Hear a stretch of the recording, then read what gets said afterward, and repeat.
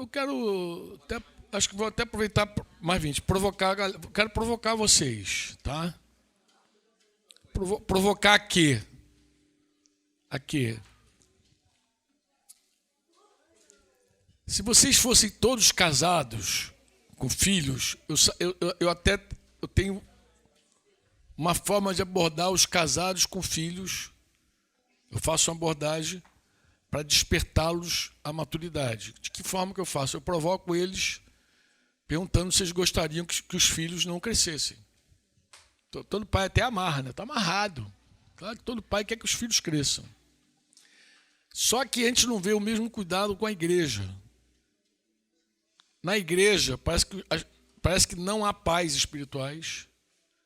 E quando tem gente responsável, não tem aquela carga pela maturidade. Quer que todo mundo trabalhando, todo mundo fazendo, mas não crescendo de fato. Amadurecendo. Né? Esse foi o problema que aconteceu em Corinto. A igreja em Corinto era uma igreja que cresceu numericamente. Uma igreja de muitos dons, muitos mestres até, muita gente falando bem, né? Pedagogos em Cristo, disse Paulo. Mas ele falou que ainda que tivesse milhares de pedagogos, eles não tinham muito. E Paulo tinha uma coisa assim que evidenciava a imaturidade daquela igreja. Qual era? Era a divisão. E cada capítulo da primeira carta parece que tem um problema, um pecado para tratar. Parece que Corinto ela acumula problemas. Mas o diagnóstico de Paulo é um só. Ele falou, eu queria falar com vocês como adultos, mas não posso, vocês são crianças espirituais. Vocês são bebês espirituais. Claro que tem gente que se ofende com isso. Tem gente que é uma ofensa. Diz assim, meu Deus, como assim? Bebê espiritual, criança espiritual. Não, amado. O que vai dizer se você é maduro ou imaturo são as evidências. São as provas. Você pode ficar super chateado comigo. Mas em algum momento, se você tiver um comportamento imaturo, eu vou dizer, isso é imaturo. Eu falo de mim também. Isso não é maduro, Franco. Acorda, cabeção. Porque isso não se parece com Jesus. Olha que interessante. Tem atitudes que a gente toma na vida, que a gente diz assim, meu Deus, isso não se parece com Jesus. Isso não está de acordo com o meu modelo, com a minha referência. Se eu continuar assim, eu vou ficar igual a quem? Não igual a Jesus. Porque a visão de Jesus é fundamental para seguir adiante, crescendo. Em geral, quem olha para Jesus quer ser como Jesus, pô. Quer andar como Jesus. E se você ler a Bíblia, principalmente as cartas, você vai ver a inquietação dos apóstolos com relação à imaturidade espiritual. Eles ficam inquietos, eles falam rasgado. Paulo, especialmente, o autor da carta aos Hebreus. Mas eu destaquei aqui 2 perguntas de Paulo que eu fiz esses dias à igreja lá no Rio de Janeiro, né? Para reforçar mais uma vez a importância de não tirar os olhos de Jesus. Depois vocês podem assistir essas ministrações lá. Eu ministrei sobre 3 assuntos quase sequenciais, né? Mas a última palavra que eu ministrei foi exatamente sobre a importância de manter os olhos de Jesus. Importância, fundamento que é. A pergunta de Paulo aos Gálatas, ele faz 2 perguntas que eu destaquei para os irmãos. Gálatas 3:1, ele diz, ó Gálatas insensatos, quem foi que os enfeitiçou? Uma versão antiga vai falar fascinou, mas a palavra no original é feitiço mesmo. Alguém te enfeitiçou. O que te enfeitiçou? E ele faz essa pergunta. E depois ele faz outra pergunta. Não foi diante dos olhos de vocês que Jesus Cristo foi exposto como crucificado? Ou seja, vocês não tiveram revelação de Jesus, do Cristo crucificado? Vocês não viram? Mas quem foi que fascinou? Quem foi que enfeitiçou você? A versão antiga vai dizer, antes cujos olhos foi exposto Cristo como crucificado. Gente, vocês viram. O que aconteceu? Vocês viram Jesus, pô. Quem enfeitiçou vocês? É a pergunta dele. E lá no capítulo 5, 7, ele vai fazer outra pergunta, muito interessante. ele vai fazer uma afirmação e depois uma pergunta parecida lá do capítulo 3. Ele vai falar assim: vocês vinham correndo bem, lembra da carreira? Vocês vinham correndo bem. Quem foi que os impediu de continuar a obedecer à verdade? Vocês vinham correndo bem. Por quê? Porque a vida cristã é uma carreira. Você se meteu numa corrida. Você entrou numa corrida. Então você está correndo mesmo. Né? Tem gente que se atreveu a correr hoje aí na nossa caminhada. Né? Tem uns que estão mais em forma, outros menos em forma. Eu até falo para a galera que não está em forma: começa andando, faz devagarzinho, não corra. Né? Pode passar um susto aí correndo. Mas, em suma, você que um dia teve os olhos desvendados, você entrou numa corrida. Uma corrida profunda, entendeu? E se alguém perguntar: mas Franco, qual é a razão fundamental para nós sermos impedidos de seguirmos nesta corrida e perder o que a gente estava fazendo, a carreira? Qual é a razão fundamental? Só tem uma razão fundamental, que você vai ver lá em Hebreus 12, 1-3. Hebreus 12, lembra assim, o 11 é o capítulo que o autor da carta aos Hebreus dedicou a falar dos heróis da fé. Então, todos os heróis da fé do Antigo Testamento estão ali em Hebreus 11.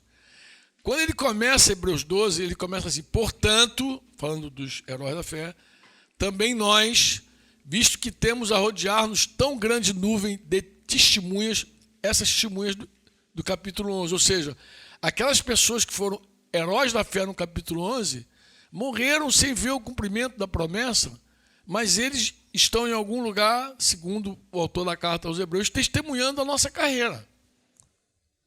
Então a gente está na corrida e na nossa corrida tem gente assistindo.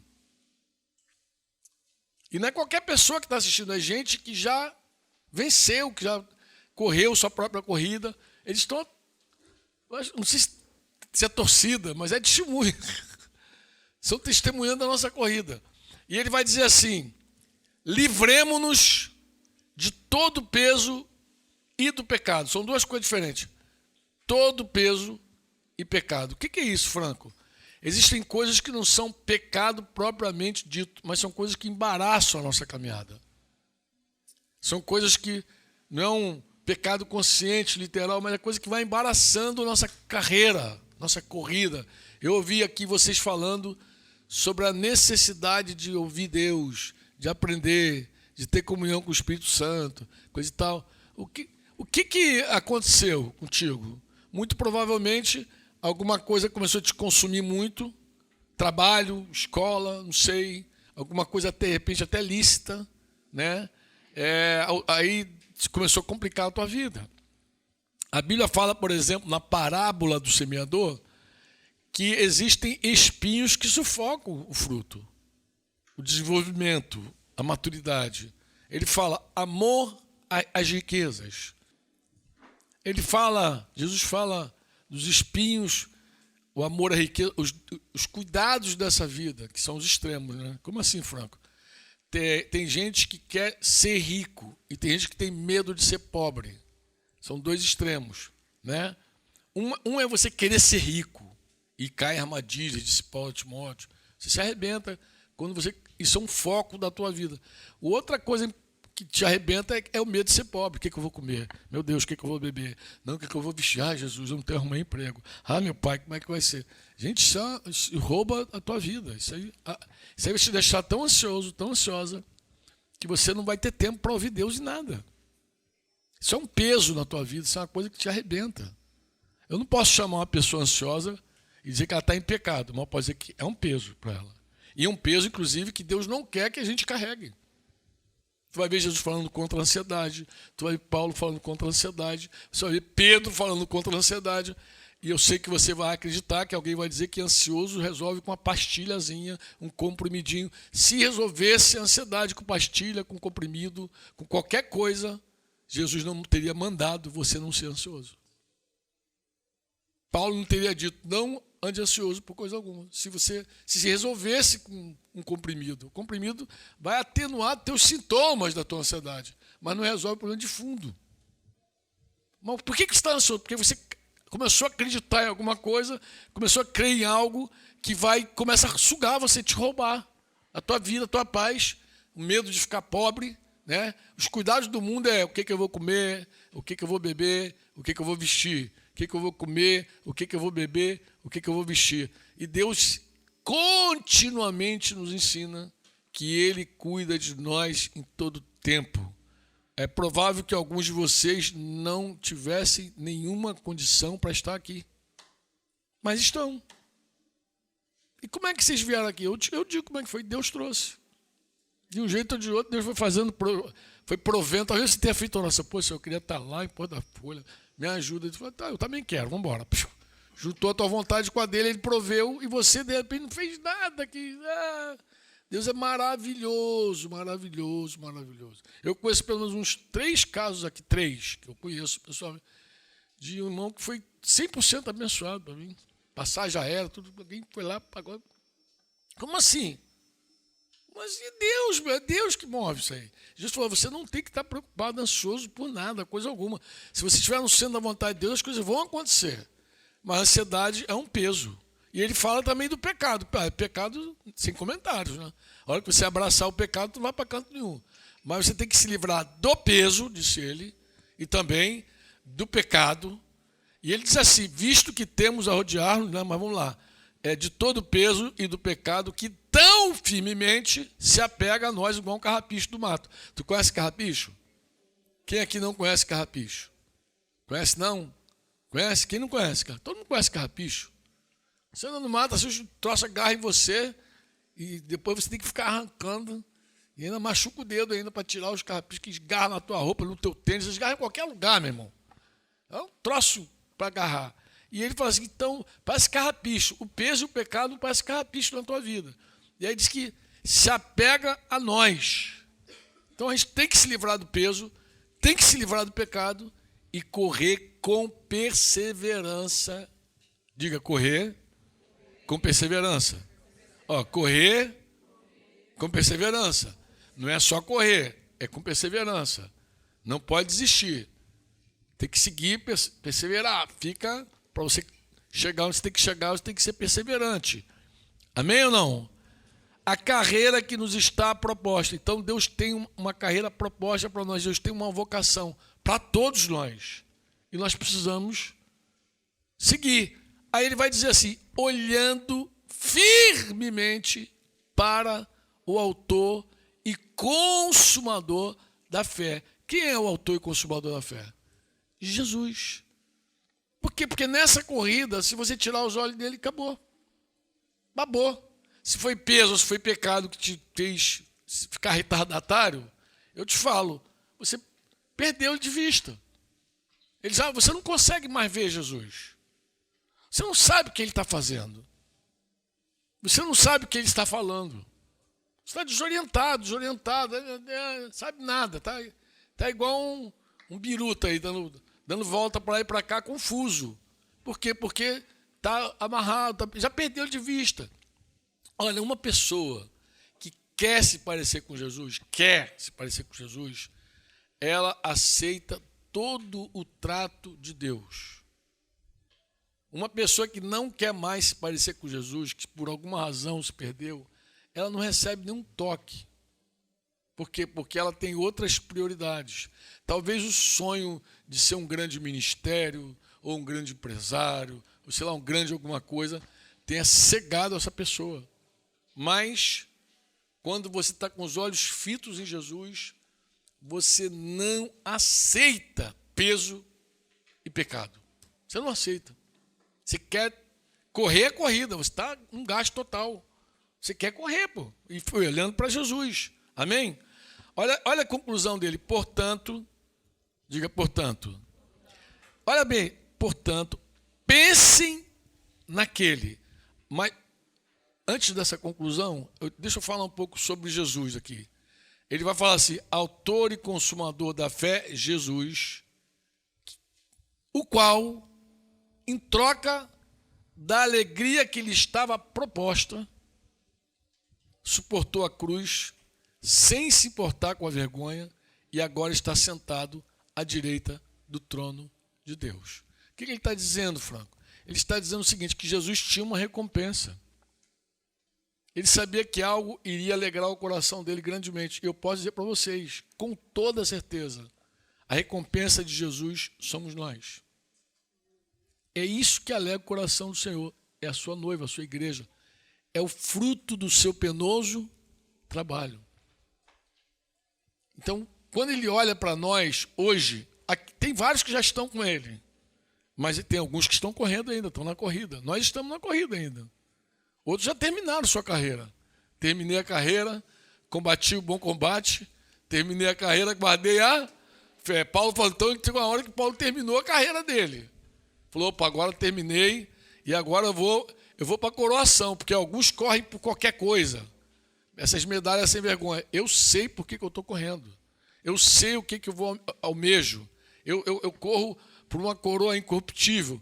Paulo tinha muita clareza que tinha um prêmio da soberana vocação dele. Ele sabia que tinha uma recompensa maravilhosa. E Jesus também sabia que tinha uma recompensa maravilhosa. Tanto que ele fez uma troca, né? Ele falou assim, bem, eu sei o que me aguarda. Eu sei o que me aguarda. E eu sei qual vai ser a minha recompensa. Pedirei às nações por herança. E o Pai deu a ele as nações por herança.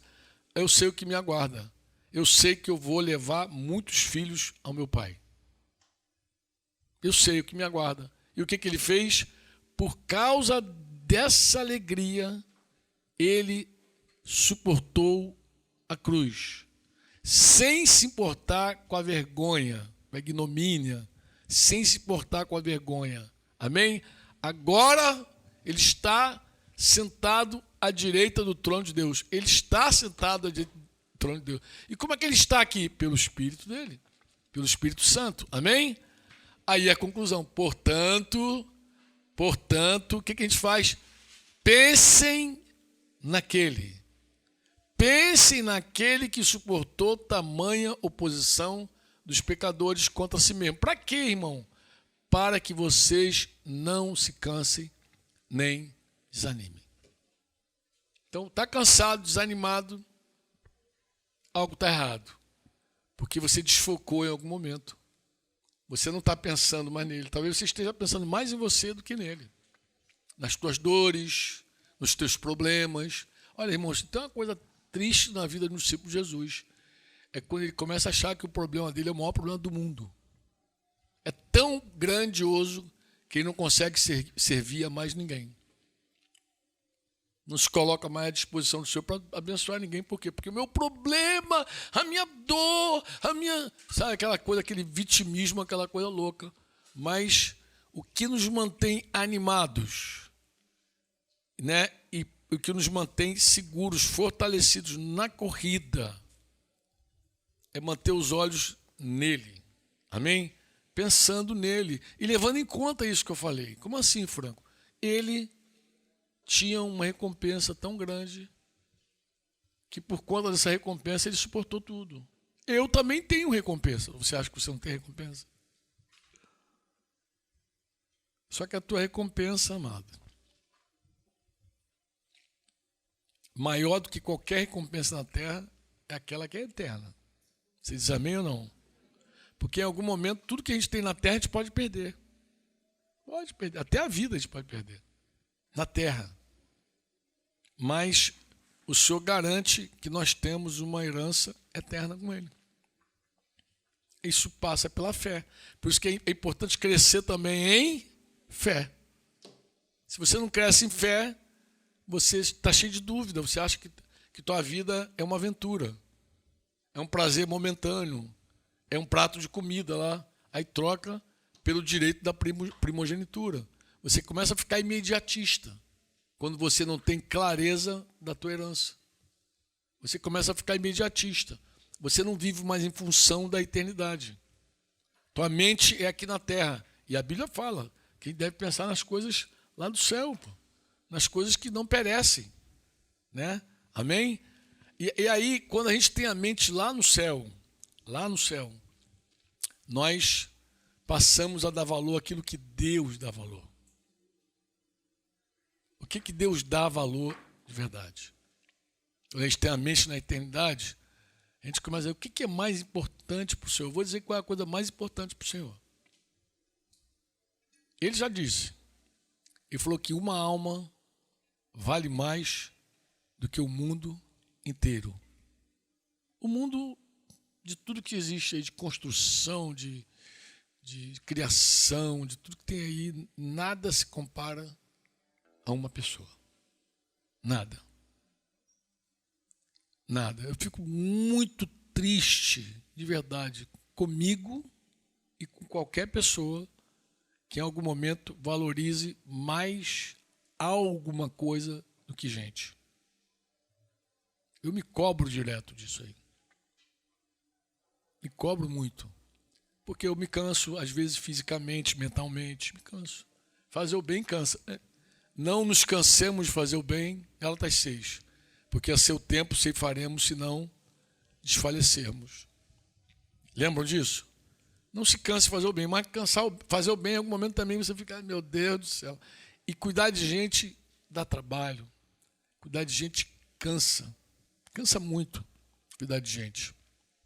Cuidar de gente cansa. Mas a gente tem sempre o mesmo escape. O mesmo escape. Qual é, Franco? Jesus falou que nós devemos ir a Ele, porque Ele é manso de coração, Ele é humilde. E quando a gente vai até Ele, nós encontramos descanso para as nossas almas. Eu vou voltar a falar isso com vocês melhor, mas eu vou terminar aqui batendo algumas frases com vocês. Eu queria que vocês até, de alguma forma, guardassem isso no coração. Não há discipulado quando não estamos mais com os olhos em Jesus. Não há. E agora não estou falando apenas daquele discipulado do homem, estou falando do discipulado eterno, aquele discipulado a Cristo. Não há. Perdeu de vista, você está indo para lugar nenhum. Você está desorientado. Você saiu do teu propósito, da tua corrida. Não há crescimento espiritual quando não desejamos mais nos parecer com Jesus. Guarda isso. A hora que você não quiser mais ser semelhante a Jesus, teu crescimento está comprometido. Porque o que te faz crescer é querer ser semelhante a Jesus. Não há desenvolvimento na vida com Deus quando perdemos Jesus de vista.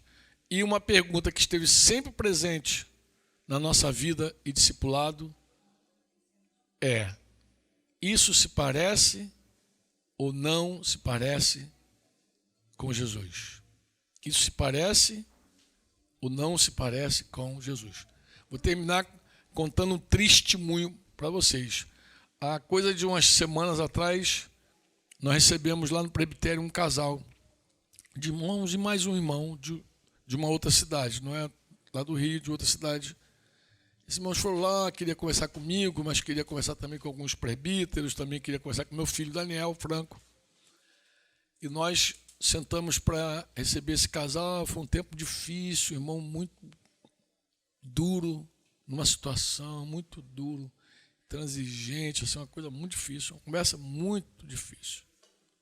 Pensa numa conversa difícil com esse irmão. E num dado momento, eu perdi a paciência com ele. Eu não sei se você perde a paciência fácil. Eu estou casado há 41 anos com Denise, e Denise sabe. Eu não sou uma pessoa de me alterar, né, Denise, continuamente. Não é assim, amor? Isso é um acidente da minha vida. Mas aconteceu esse acidente lá no presbitério. Eu dei um tapa na mesa, assim.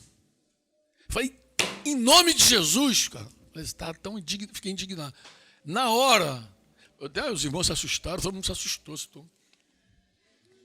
Foi chocante isso. Mas eu fui para casa e já fui pedindo perdão ao Espírito Santo.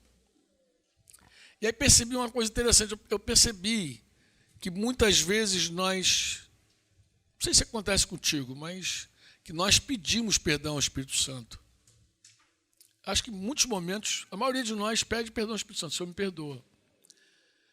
Só que o que aconteceu comigo foi o seguinte, foi um pecado, a meu ver, que eu deixei de ser brando, eu não repreendi o irmão com espírito de brandura, não fui manso com ele, brando, não fui como a Bíblia manda. Mas para piorar a situação, eu vi que meu coração estava disposto a pedir perdão a Deus e não a ninguém mais.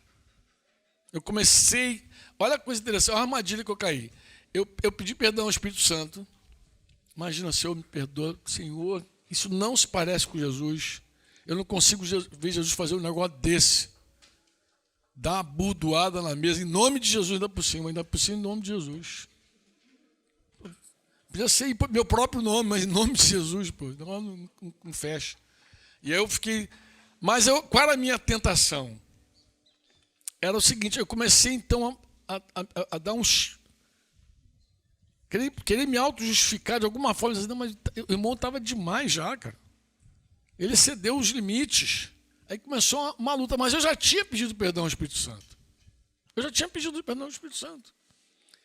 E eu te pergunto, como é que você consegue pedir perdão ao Espírito Santo, entender que está errado e não pedir perdão às pessoas? Será que você peca só contra Deus e não peca contra os irmãos? Aí foi aquilo, né? Foi uma moeda. Porque eu comecei então a entender claramente que eu tinha que me humilhar com aqueles irmãos, todos. Inclusive com o irmão que eu dei, ele principalmente. E falar com ele foi difícil. Eu vi que foi uma morte. Mas o que te move a isso, Franco? Uma única coisa. Querer ser parecido com Jesus. É a minha oração, pô, que não para. Eu quero ser semelhante a Jesus, pô. Eu não consigo ver Jesus tendo esse comportamento. Não consigo, pô. Você consegue? Não consigo. Eu não consigo. Para mim, Jesus é manso e humilde de coração. Olha, irmãos, eu falei isso antes com vocês. Ele deu esse testemunho sobre ele, mas quando ele fala dele, ele está falando do Pai e do Filho. Porque ele e o Pai são um. Ele está falando que o Pai é também manso e humilde de coração. E essa, amados, é a única verdade que explica por que Deus se aproxima de gente como nós. É porque ele é humilde. Ele é humilde, demais de humilde. Entendeu? E por que Deus consegue abraçar a gente depois de a gente meter o pé na jaca? Por isso, porque ele é humilde. Ele consegue descer. Ele tem essa habilidade de descer. Sabe aquele cara que ele se acha tão miserável, aquela mulher que se acha tão miserável, que acha que a graça não alcança ela, é porque ela não sabe que Jesus é humilde e manso. Não sabe. Porque não tem nenhum lugar desse mundo que você tenha descido tanto que a graça não te alcance. A graça vai te alcançar em qualquer buraco. Tem aqueles que se acham muito bons, que não precisam da graça para nada, mas quando a gente se vê miserável, pecador mesmo, miserável pecador, a gente acaba questionando se a graça vai chegar lá. Meu Deus do céu, nem sei se Deus tem paciência tanto comigo. Olha como é que isso é forte. Às vezes a gente tem a impressão de que Deus esgotou a paciência com a gente. Você não tem essa impressão, não? Quando dá um negócio assim ruim, assim, meu Deus, Deus cansou de mim, deve ter cansado já. É tanta pisada de bola que ele cansa de mim. É tanta coisa fora que ele cansa. Mas não, amado, ele não se cansa de você. Ele não é como nós somos. Ele é manso e humilde de coração. Ele é. Ele é. Daí Deus é longânimo. A paciência, que por mim já teria fulminado todo mundo. Mas ele é longânimo. Não, às vezes eu fico pensando assim, agora menos, mas já fui mais Bonerges, filho do trovão. Já fui mais, eu julgo essa causa, já fui mais. Mas ainda assim eu digo assim, meu Deus, como Deus é paciente. Jeremias profetizou por anos juízo sobre aquele povo aí. Deus não fez durante muitos anos. Já pensou como é que o profeta fica numa situação ruim? Você falando que Deus vai corrigir o negócio e nada acontece por anos. Por anos. Deus é longânimo, simplesmente longânimo. Porque Ele é paciente, porque Ele é bondoso, amoroso. É o nosso Pai. E se o Espírito Santo prevalecer sobre a nossa carne, a gente vai dar esse fruto. Lembra do fruto do Espírito Santo? Amor, paz, longanimidade, lembra? Bondade. Bondade e benignidade parece a mesma coisa, né? Mas não é não. Bondade é quando você excede a tua justiça. Você é uma pessoa boa. Na parábola lá do agricultor da vinha, ele chamou a gente pela manhã, contratou um salário, depois ele começou a chamar a gente à tarde, de manhã, tarde, até o entardecer, e ele não trata mais de salário, mas quando ele vai pagar, ele paga todos da mesma forma. E os que chegaram mais cedo ficaram até com raiva. Como assim, pô? A gente chegou cedo, trabalhou. Mas vem cá, o que eu tratei contigo? Eu não tratei esse salário? Eu não estou te dando esse salário? Agora, olha aqui que ele conclui. Vocês estão com inveja da minha bondade? Então, bom é isso. Bom é quando você excede o teu padrão de justiça. Você vai além. Você dá mais do que o cara esperava. Isso é bom. E benigno é o contrário. Poderia ser usado uma outra figura assim, interessante. Imagina que você contratou alguém para o teu negócio, para a tua empresa, e aquela pessoa, de verdade, ela faz muito mais do que aquilo para o qual ela foi contratada. Não é aquela pessoa que deu a hora, vou embora, que eu não sou pago para isso, tchau. Ela não é essa pessoa. Ela é a pessoa que vai além. Você chama ela para fazer uma coisa, ela faz duas coisas. Você contrata ela para uma coisa, ela faz três coisas. Quem é essa pessoa? Ela é benigna. Ela é benigna. Ela excede naquilo que foi contratado com ela, mas de outro sentido. Se esperava só o suficiente. Eu tratei isso contigo, tu faz isso. Não, ela faz aquilo, depois faz aquilo outro, depois faz aquilo outro. Termina a hora, é hora de ir embora, ela não vai, ela fica assim que alguém vai chamar ela de puxa-saco, bajulador, sei lá o quê. Mas ela pode ser só uma pessoa benigna. Ela não se contenta de fazer aquilo para o qual ela foi contratada. Ela excede. Isso é benignidade. E o nosso Deus é assim. Ele mora em nós. E se a gente não atrapalhar ele, a gente dá esse fruto. Amém? Se a gente não desistir, se a gente não desviar os olhos de Jesus, a gente vai dar esse fruto que está proposto para cada um de nós. Amém ou não? Podemos orar?